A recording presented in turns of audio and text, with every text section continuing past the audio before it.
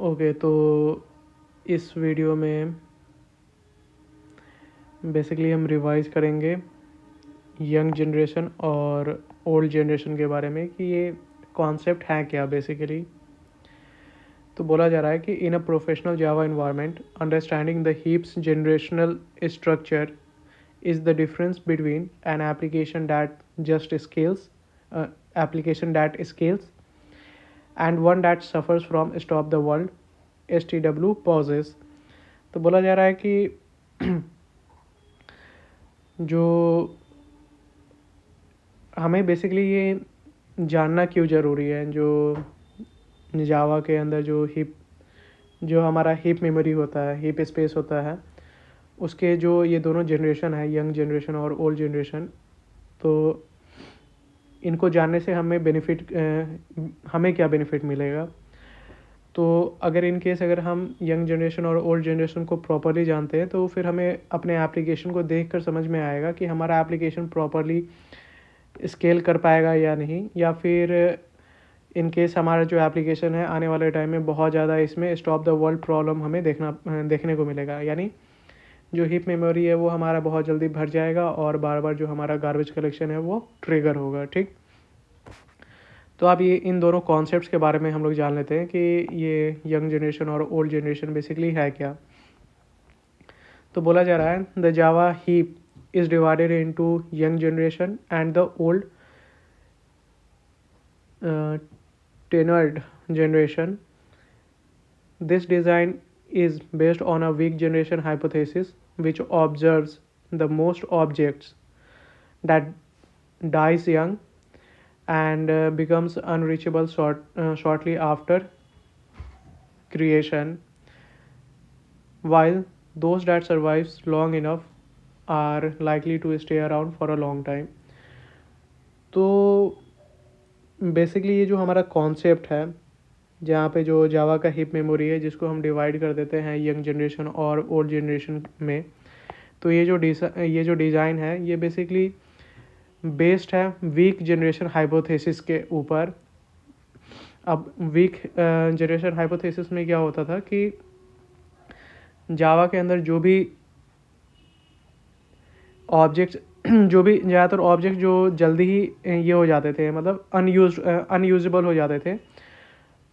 तो उन तक पहुंचना काफ़ी ज़्यादा डिफ़िकल्ट हो जाता था जब भी उनको बनाया जाता था और उनका जब यूसेज ख़त्म हो जाता था उस केस में। और ये भी चीज़ ऑब्ज़र्व किया गया था कि जो भी न्यू ऑब्जेक्ट्स हैं, ज़्यादा से ज़्यादा जो न्यू ऑब्जेक्ट्स है वो जल्दी ही मतलब उनका यूसेज ख़त्म हो जा रहा था, या फिर वो ऑब्जेक्ट जो क्रिएट तो हो रहे थे और अगर वो स्टे कर रहे थे, अगर वो इमिडिएटली अगर किल नहीं हुए हैं, अगर वो डाई नहीं हुए हैं, तो फिर उस केस में बहुत लंबे टाइम तक हमारे हीप मेमोरी के अंदर में रहते थे। ठीक, तो इसी बेसिस पे हमारे पास ये कॉन्सेप्ट आया यंग जनरेशन और ओल्ड जनरेशन का। तो बेसिकली इन दोनों कॉन्सेप्ट का जो इम्प्लीमेंटेशन हुआ उसके हेल्प से ओवरऑल जो हमारा गार्बेज कलेक्शन का साइकिल है वो काफ़ी ज़्यादा रिड्यूस हो गया। अब वो कैसे हुआ तो उसको हम इसी रिवीजन लेक्चर में हम लोग आराम से देख लेंगे, अभी नीचे दिया हुआ है। तो अब हम फोकस करेंगे द वाई, स्पेशली 3.5 ईयर के पर्सपेक्टिव से कि हमें क्या जानना इम्पोर्टेंट है। From a production stand point, this separation is about efficiency. If the JVM had to scan every single object in the entire heap during garbage collection, that is GC cycle, pause times would be astronomical. By splitting the heap, we can run frequent, lightning fast minor garbage collections on the young generation and only touch the old generation, that is major garbage collection cycles when it is absolutely needed or necessary। तो बोला जा रहा है कि production के point of view से अगर हम देखें तो जो भी ऑब्जेक्ट का सेपरेशन हम करते हैं, जो भी ऑब्जेक्ट जल्दी ही जो डाई कर जाते हैं, मर जाते हैं, और वो सारे ऑब्जेक्ट जिनको हम क्रिएट करते हैं और अगर वो स्टे करते हैं तो बहुत लंबे टाइम तक स्टे करते हैं, तो इनको हम इसलिए सेपरेट करते हैं ताकि हम गार्बेज कलेक्शन का जो इफ़िशियंसी है उसको काफ़ी ज़्यादा इम्प्रूव कर सके। ठीक, in case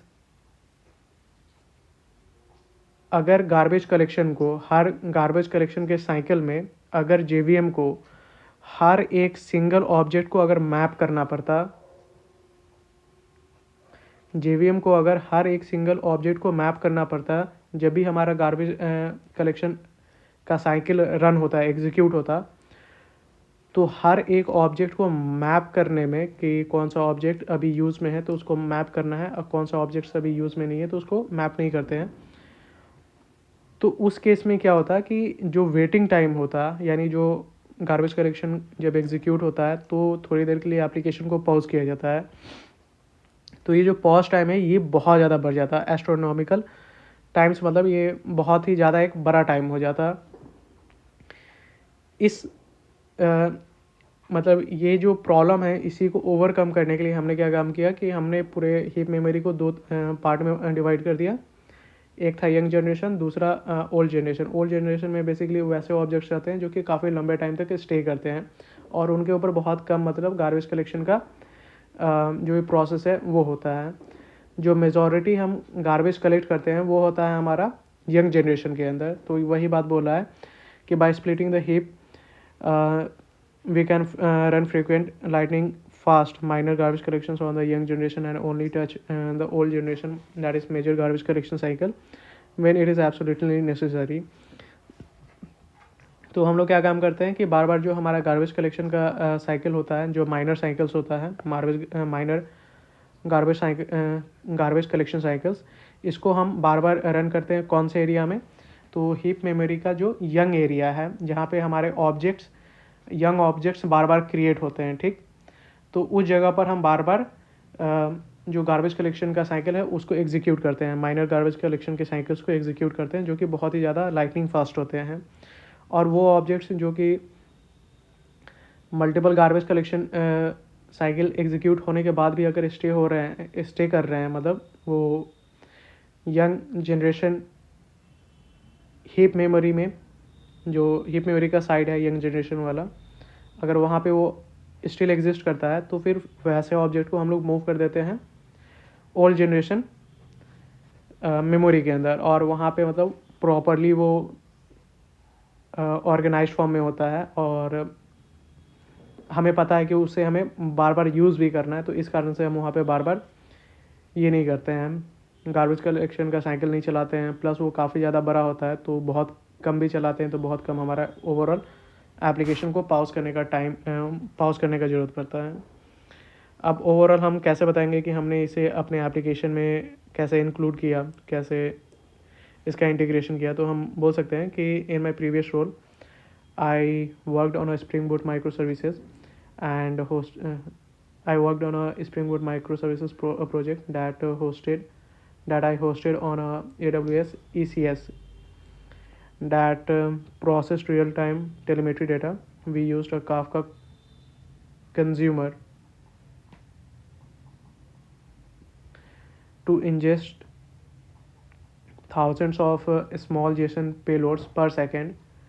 This created a high allocation rate, making heap management critical to prevent latency spikes in our data pipe.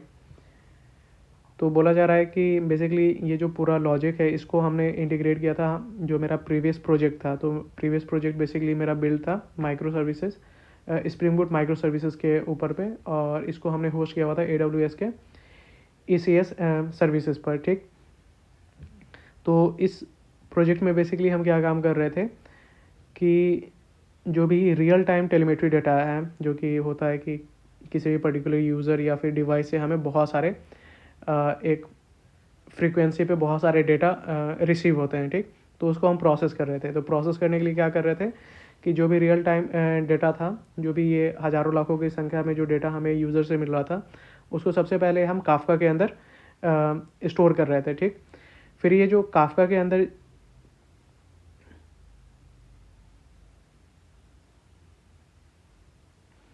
जो ये जेसन पेलोड्स हैं,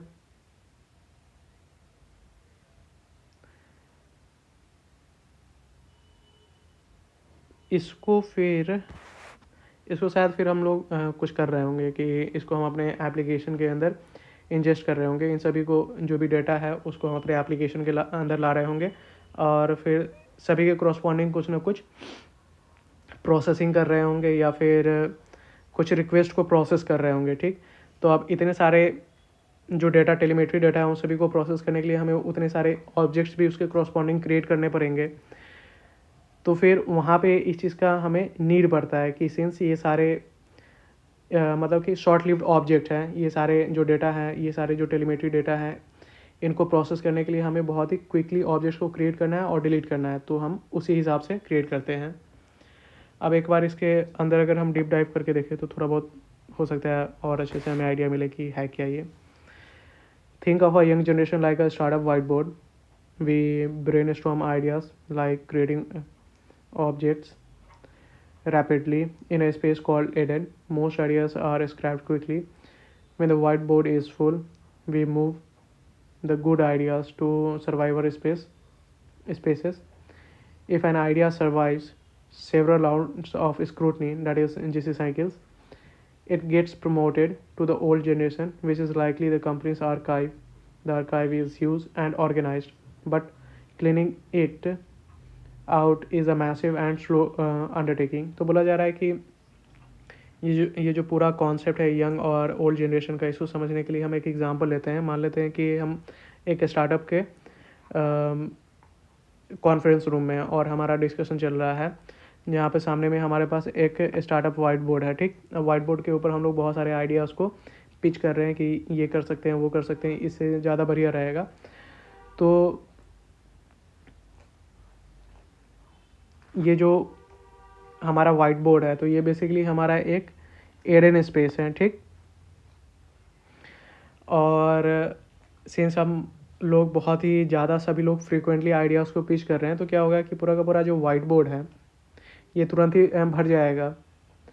तो हम लोग क्या काम करेंगे कि इसमें से जो भी हमें रेलेवेंट आइडियाज़ लगेगा उसको हम लोग पिक करके क्या काम करते हैं कि उसको हम लोग सर्वाइवर स्पेस पे डाल देते हैं, मतलब उसको नोट डाउन कर लेते हैं कि ठीक है, इसको हम लोग इसके ऊपर और अच्छे से डिस्कस करेंगे। ठीक, अब इस टाइप का अगर हम जब मल्टीपल मीटिंग्स करते हैं और जो भी आइडियाज़ हमने इनिशियली ब्रेनस्टॉर्म सेशन में कलेक्ट किया था और ओवर द मल्टीपल मीटिंग्स अगर वो उनमें से कुछ आइडियाज़ स्टे करते हैं, तो इसका मतलब है कि उसको हम लोग अब अपने ओवरऑल प्रोजेक्ट या फिर कंपनी में इंटीग्रेट करेंगे उन आइडियाज़ को। तो उसके लिए क्या काम करते हैं, उन सभी आइडियाज़ को हम लोग प्रॉपरली कंपनी का जहाँ पर भी आर्काइव होगा या फिर जहाँ पर भी हम लोग चीज़ों को स्टोर करते हैं प्रॉपरली, तो वहाँ पे हम लोग स्टोर कर देंगे। और ओवर द पीरियड ऑफ ये जो प्रोसेस है ये काफ़ी टाइम से चलते आ रहा है। तो इन सभी को हम लोगों ने अच्छे से स्टोर करके रखा है आर्काइव में, जो कि अब over the period of time काफ़ी सारे इन्फॉर्मेशंस बन गए हैं। ठीक, तो हमें पता है कि ये यहाँ पर जो इन्फॉर्मेशंस आए हैं वो काफ़ी राउंड्स ऑफ स्क्रूटनी के बाद आए हैं। काफ़ी बार हम लोग इसको नाप तोल के ही इसको हम यहाँ पे रखे हैं, तो यहाँ पे हमें काट छाँट करने का ज़्यादा ज़रूरत नहीं है। ठीक, और बिसाइड अगर यहाँ पे काट छाँट करने का भी ज़रूरत है तो हमें बहुत ही ज़्यादा माइन्यूट डिटेल्स में जाना पड़ेगा कि हाँ अच्छा ये थोड़ा सा इशू है तो हो सकता है इसको हम हटा सकते हैं, पर हमें वैसा कुछ मेजरली कुछ हटाने को मिलेगा नहीं। तो वही बोल रहा है कि यंग स्पेस में हम जो भी अनयूज्ड ऑब्जेक्ट है तो उसको तो गार्बेज कलेक्शन हटा ही देता है, लेकिन अगर मल्टीपल गार्बेज कलेक्शन के बाद भी अगर कोई ऑब्जेक्ट स्टे कर रहा है तो फिर उसको हम ओल्ड जनरेशन में डालते हैं। और ओल्ड जनरेशन में बेसिकली क्या होता है कि वहाँ पे बहुत ही नाप तोल के हम ऑब्जेक्ट को डालते हैं, तो वहाँ पे बार बार गार्बेज कलेक्शन चलाने का कोई सीन है नहीं। और इनकेस अगर हम चलाते भी हैं तो बहुत कुछ खास हमें ऑब्जेक्ट खाली करने को मिलेगा नहीं। तो आगे लिखा हुआ है कि in our telemetry service we tune the survivor ratio so that the short-lived JSON parser objects died in the young generation, preventing them from leaking into the old generation and causing heavy major GCs. तो since ये जो example हमारे यहाँ पे दिया हुआ था कि यहाँ पे हम काफ़ो को यूज़ कर रहे थे बहुत सारे टेलीमेट्री डाटा को स्टोर करने के लिए, और उन टेलीमेट्री डाटा को हम लोग अपने प्रोजेक्ट के अंदर में ला रहे थे प्रोसेस करने के लिए। अब ये जो टेलीमेट्री डाटा है, ये ऐसा नहीं है कि एक दो टेलीमेट्री डाटा होता है हमारे पास, लाखों के हिसाब से होता है। ये जो हमारे पास हज़ारों लाखों टेलीमेट्री डाटा है, तो इनको प्रोसेस करने के लिए हमें हज़ारों लाखों ऑब्जेक्ट्स को भी क्रिएट करना पड़ेगा। और इतने सारे ऑब्जेक्ट्स को क्रिएट करने के लिए हमारे पास जो यंग जनरेशन के पास स्पेस है, ये भी उतना सफिशिएंट होना चाहिए। अगर ये स्मॉल होगा तो फिर क्या होगा कि यहाँ पर से लीक करके क्या होगा कि ओल्ड जो स्पेस है, ओल्ड जनरेशन का स्पेस है, उसके अंदर चला जाएगा। फिर ओल्ड जनरेशन के अंदर हमारे पास क्या होगा कि अननेसेसरी डेटा कलेक्ट होगा, और वहाँ पे हमारे पास बहुत सारे यूज़फुल ऑब्जेक्ट्स हैं, तो बहुत सारे ऑब्जेक्ट को हमें मैप भी करना पड़ेगा। इस कारण से होगा क्या कि ओवरऑल जो हमारा पॉज टाइम है ओवरऑल एप्लीकेशन का, वो जो गार्बेज कलेक्शन में होता है वो बढ़ जाएगा। ठीक, तो ये जो यंग जनरेशन का स्पेस है, ये सफिशिएंट होना चाहिए हमारे टास्क के अकॉर्डिंग। ठीक, तो वही यहाँ पे हमने किया था कि जो हमारा प्रोजेक्ट था स्प्रिंग बूट माइक्रो सर्विसेज का, तो वहाँ पे जो भी हमारे short lived Jason parser short lived object थे, जो भी हमारे जेसन को पार्स करने के लिए ऑब्जेक्ट को हम यूज़ कर रहे थे, तो उनके पास सफिशिएंट स्पेस हो यंग जनरेशन के जो सेक्शन है, जो मेमोरी का सेक्शन है हीप मेमोरी के अंदर, उसको हमने अप्रोप्रिएट साइज़ दे दिया ताकि वो लीक करके ओल्ड जनरेशन के अंदर ना चला जाए। ठीक, फिर इसे हमने ओवरऑल सीखा क्या। So a common pitfall I have seen in premature promotion. So early on we noticed our old generation filling up every 20 minutes, even though our long lived data was minimal. We realized our young generation was too small. Objects were being pushed to the old generation simply because there was not enough room in the survivor spaces. During a burst of traffic, by increasing the XX new ratio, we keep these objects in the young generation where they could be cleaned up cheaply, reducing our total pause time by 40%. तो basically हम बोल सकते हैं कि ये जो पूरा हमारा ओवरऑल एक्सपीरियंस था, ये जो हमने बग को फिक्स किया, ये जो हमने परफॉर्मेंस इम्प्रूवमेंट किया, तो इससे हमने एक चीज़ को नोटिस किया कि जो हमारा पीक टाइम होता था, जब हमें टेलीमेट्री डेटा बहुत ज़्यादा आता था और उन्हें हमें पार्स करना होता था, उन्हें प्रोसेस करना होता था, तो उस केस में जो हमारा रेशियो था यंग जनरेशन और ओल्ड जनरेशन हीप मेमोरी का, उसको हमने चेंज कर दिया। जो यंग जनरेशन मेमोरी का जो स्पेस था वो हमने थोड़ा ज़्यादा बढ़ा दिया, ताकि जो क्वांटिटी हमारे पास आ रहे हैं टेलीमेट्री डेटा को, उसको हम यंग जनरेशन के ही अंदर तुरंत ही प्रोसेस कर लें। जो भी यूजेबल डेटा है उसको बहुत कम रहते हैं तो उनको हम मार्क कर लेंगे। रेस्ट ऑफ द जो अनयूज्ड ऑब्जेक्ट है उनको हम यंग जनरेशन में ही मैनेज कर लें, उनको क्लीन अप कर दें। उनसे जो भी स्पेस है, जो भी मेमोरी है उन ऑब्जेक्ट्स के पास, वो हम यंग जनरेशन के ही अंदर रिट्रीव कर लेंगे, ना कि उनको लीक होने देंगे अपने ओल्ड जनरेशन मेमोरी में। अगर वहाँ पे वो पहुँच जाएगा तो फिर ओवरऑल हमें जो गार्बेज कलेक्शन का साइकिल है वो ऑटोमेटिकली ही बहुत ज़्यादा बढ़ जाएगा। सो अगेन अगर हम रिवाइज करते हैं इस कॉन्सेप्ट को कि what is the young generation and old generation in Java, तो हम बता सकते हैं कि ओल्ड जनरेशन और young generation basically heap memory के स्पेस के बारे में बात कर रहा है। ठीक, तो और इनको इसलिए भी समझना बहुत ज़्यादा इम्पॉर्टेंट है। इससे अगर हम इन दोनों जनरेशन के बारे में समझते हैं तो फिर हमें ये भी समझ में आएगा कि जो हमारा एप्लीकेशन है वो प्रॉपरली कैसे स्केल होगा, इन केस अगर स्केलेबिलिटी में हमें किस टाइप के इश्यूज़ आएंगे, या फिर स्केल करते टाइम हमें गार्बेज कलेक्शन के कारण ओवरऑल हमें हमारे एप्लीकेशन के अंदर बहुत सारे हिकअप्स या फिर पॉज टाइम देखने को मिलेंगे। ओवरऑल जो परफॉर्मेंस है वो कहीं ख़राब होता हुआ तो नहीं दिखेगा। तो ये जो कॉन्सेप्ट है यंग जनरेशन और ओल्ड जनरेशन, ये बेसिकली आया है हमारा वीक जनरेशन हाइपोथेसिस से, जहाँ पे क्या होता था कि जो मेजॉरिटी ऑफ द ऑब्जेक्ट्स जो हम क्रिएट करते हैं नए ऑब्जेक्ट्स, वो एट द टाइम ही मर जाते हैं। ठीक, बचे कुछ जो ऑब्जेक्ट्स रहते हैं अगर वो बच गए तो वो काफ़ी लंबे टाइम तक बचे हुए रहते हैं। तो वैसे ऑब्जेक्ट्स को फिर हम उठा के क्या काम करते हैं, ओल्ड जनरेशन वाले ऑब्जेक्ट के अंदर में, ओल्ड जनरेशन वाले हीप मेमोरी के स्पेस में डाल देते हैं, क्योंकि वो लंबे टाइम तक रहने वाले हैं। और उस ओल्ड जनरेशन मेमोरी स्पेस को हम उसके ऊपर ज़्यादा गार्बेज कलेक्शन का साइकिल नहीं रन करते हैं, क्योंकि वहाँ पे बहुत ज़्यादा हमारे पास यूजेबल ऑब्जेक्ट होते हैं, उन सभी को मार्क करने में बहुत ज़्यादा टाइम जाएगा। और उससे क्या होगा कि ओवरऑल जो हमारा एप्लीकेशन का पॉज टाइम वो काफ़ी ज़्यादा बढ़ जाता है। यंग जनरेशन के अंदर मेजॉरिटी ऑफ द ऑब्जेक्ट्स वैसे भी मर जाते हैं, बहुत गिने चुने हुए हमारे पास ऑब्जेक्ट रहते हैं जो कि काम के रहते हैं, तो उनको मैप करना वैसे भी ज़्यादा डिफ़िकल्ट होता नहीं है गार्बेज कलेक्शन के लिए। और ओवरऑल जो भी ऑब्जेक्ट होता है, जो भी अनयूज ऑब्जेक्ट होता है, वो यंग जनरेशन के ही अंदर हम फ्रीक्वेंट माइनर गार्बेज कलेक्शंस को रन करके जो भी ऑब्जेक्ट से मेमोरी है वो हम रिट्रीव कर सकते हैं, ठीक। और इसको हम इस तरीके से भी बता सकते हैं कि हम किस तरीके से इसको इंटीग्रेट किए थे अपने एप्लीकेशन के अंदर। तो हम बोल सकते हैं कि मेरा जो IoT प्रोजेक्ट है उसके अंदर हमें बहुत सारे टेलीमेट्री डेटा आ रहा था, और कोई भी टाइप का जो आपका प्रोजेक्ट है उसमें बता सकते हो कि यूज़र से हमारे पास बहुत सारे टेलीमेट्री डेटा आ रहा था। तो इनिशियली तो हम उसे स्टोर कर रहे थे काफका के अंदर, बट फिर बाद में उन सभी टेलीमेट्री डेटा को हमें प्रोसेस भी करना पड़ रहा था अपने एप्लीकेशन के अंदर। तो जब ला रहे थे तो उन सभी जेसन को हमें पार्सर भी करना पड़ रहा था, मतलब उनको प्रोसेस करना पड़ रहा था, जो भी यूज़फुल बिजनेस लॉजिक है वो परफॉर्म करना पड़ रहा था। उस प्रोसेस में हमें जेसन को पार्स करने के लिए बहुत सारे ऑब्जेक्ट भी क्रिएट करने पड़ रहे थे, क्योंकि हमारे पास काफका के अंदर टेलीमेट्री डेटा भी हमें लाखों की संख्या में आ रहा था। तो जब हम लाखों की संख्या में इस टेलीमेट्री डेटा को प्रोसेस करने के लिए ऑब्जेक्ट्स बनाएंगे, तो लाखों को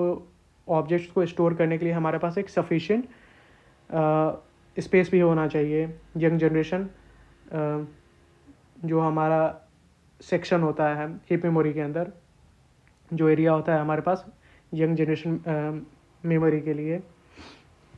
यंग जनरेशन ऑब्जेक्ट्स के लिए। तो यही हम बता सकते हैं, एक एग्जांपल भी दे सकते हैं कि फॉर एग्जांपल अगर जैसे कोई अगर स्टार्टअप है, तो अगर वहाँ पे अगर हम ब्रेनस्टॉर्मिंग सेशन रखते हैं एक वाइट बोर्ड के ऊपर, तो वाइट बोर्ड को हम लोग बोल लेते हैं कि एडन स्पेस है, जहाँ पे हम लोग जो भी ऑब्जेक्ट्स हैं, ऑब्जेक्ट्स यानी जो आइडियाज़ हैं, उसको वहाँ पे पिच करते हैं, ठीक। Eden space I guess secondary नाम है, ये ओवरऑल एडन स्पेस हमारे हीप मेमोरी को सिग्निफाई नहीं करता है, बल्कि एडन स्पेस बेसिकली एक पार्ट होता है यंग जनरेशन का, जहाँ पे जो भी ऑब्जेक्ट्स है वो बहुत जल्दी डाई करते हैं, ठीक। एडन स्पेस हमारा हो गया आई गेस